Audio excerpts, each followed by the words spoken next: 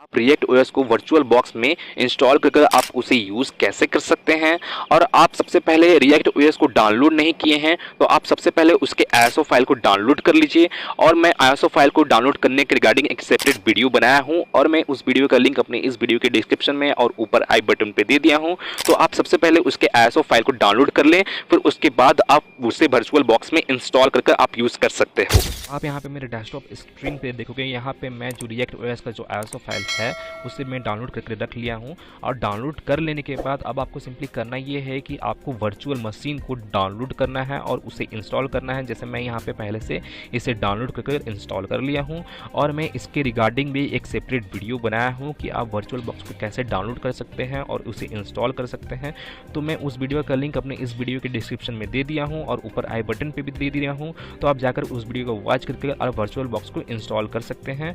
और इंस्टॉल करने के बाद अब आपको सिंपली करना ये है कि आपको वर्चुअल बॉक्स को सिंपली ओपन करना है। जैसे मैं यहाँ पे इसे ओपन करता हूँ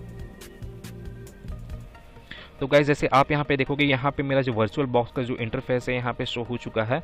और आप यहाँ पे देखोगे, आपको यहाँ पे न्यू का आपको यहाँ पे एक ऑप्शन दिख रहा होगा। तो आपको सिंपली करना ये है कि आपको इस न्यू बटन पे क्लिक करना है। क्लिक करने के बाद यहाँ पे जैसे आप देखोगे, यहाँ पे ऑपरेटिंग सिस्टम का आपको यहाँ पे नेम लिखना है। तो मैं यहाँ पे रिएक्ट ओएस ही लिख देता हूँ, रिएक्ट ओएस।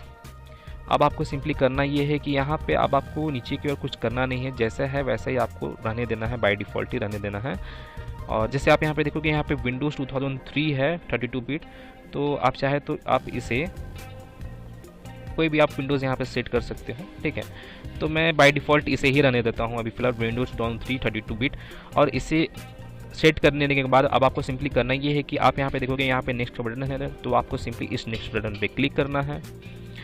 तो यहाँ पे मैं मेमोरी साइज़ में, रैम का साइज़ में वर्चुअल बॉक्स में यहाँ पे अप्रॉक्स 1 GB दे देता हूँ। जैसे आप यहाँ पे देखोगे, यहाँ पे आपको 1024 MB मैंने 1 GB आपको यहाँ पे शो हो रहा होगा, मैंने 1024 MB आपको यहाँ पे शो हो रहा होगा। तो मैं यहाँ पे वर्चुअल बॉक्स में रैम का साइज़ में यहाँ पे 1 GB दे देता हूँ, 1 GB दे दिया हूँ। अब देने के बाद अब आपको सिंपली इसे नेक्स्ट करना है। तो मैं यहाँ पे नेक्स्ट किया हूँ, then create, then next, then next.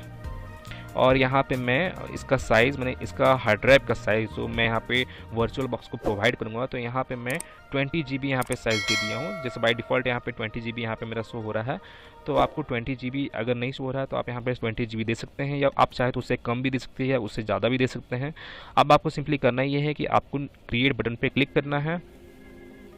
और आप यहाँ पे देखोगे, यहाँ पे मेरा जो वर्चुअल बॉक्स जो वर्चुअल मशीन है मेरा रिएक्ट ओएस का जो यहाँ पे वर्चुअल मशीन है यहाँ पे क्रिएट हो चुका है, जैसे आप यहाँ पे देख सकते हो।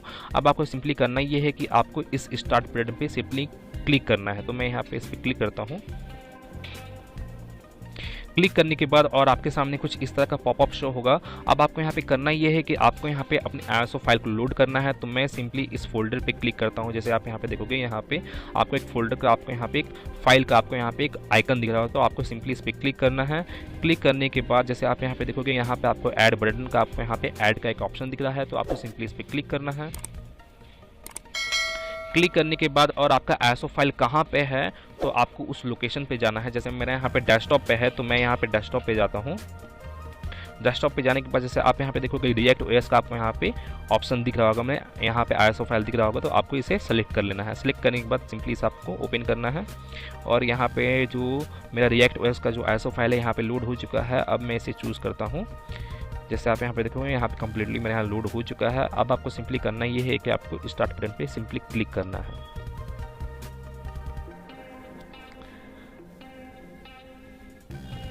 और आप यहाँ पे देख सकते हो, यहाँ पे मेरा जो रिएक्ट ओएस का जो इंटरफेस है यहाँ पे आ चुका है। जैसे आप देख सकते हो, यहाँ पे जो रिएक्ट ओएस का जो इंटरफेस है यहाँ पे वो विंडोज़ का ओल्ड वर्जन जैसा है, जैसे आप यहाँ पे देख सकते हो।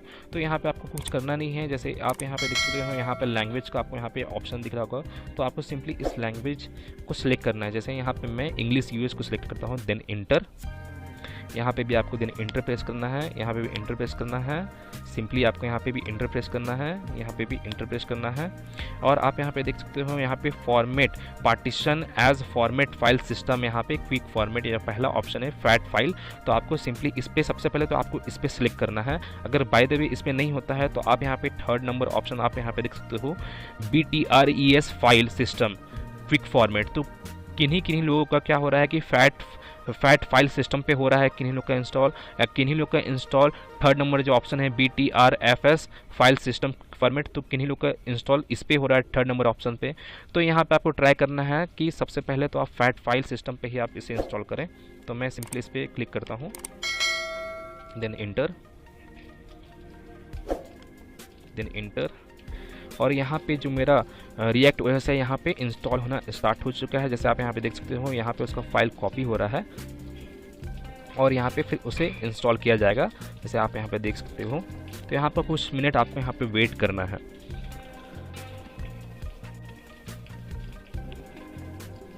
Then enter. तो यहाँ पे मेरा जो सिस्टम है, यहाँ पे ये लोड होने के बाद यहाँ पे मेरा सिस्टम जो है एक बार रीस्टार्ट लेगा।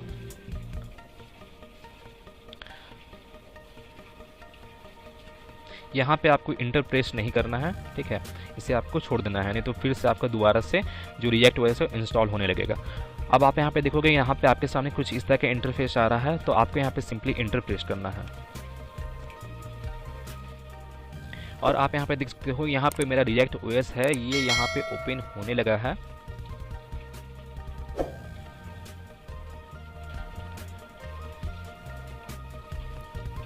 हो रहा है, तो आपको यहाँ पे कुछ सेकंड आपको वेट करना है।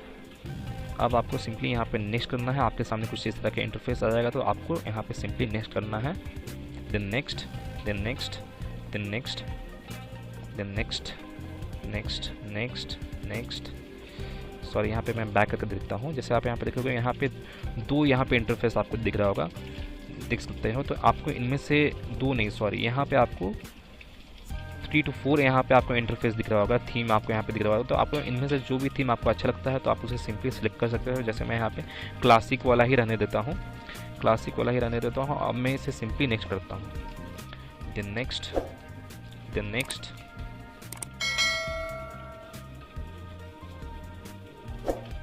Then finish.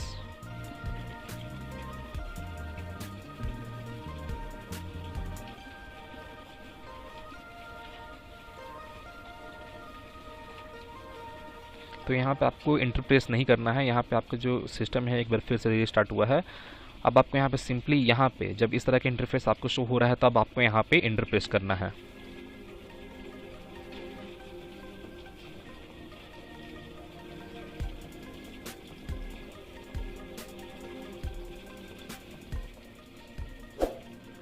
और आपके सामने कुछ इस तरह का इंटरफेस शो होगा, तो आपको सिंपली इस नेक्स्ट बटन पे क्लिक करना है,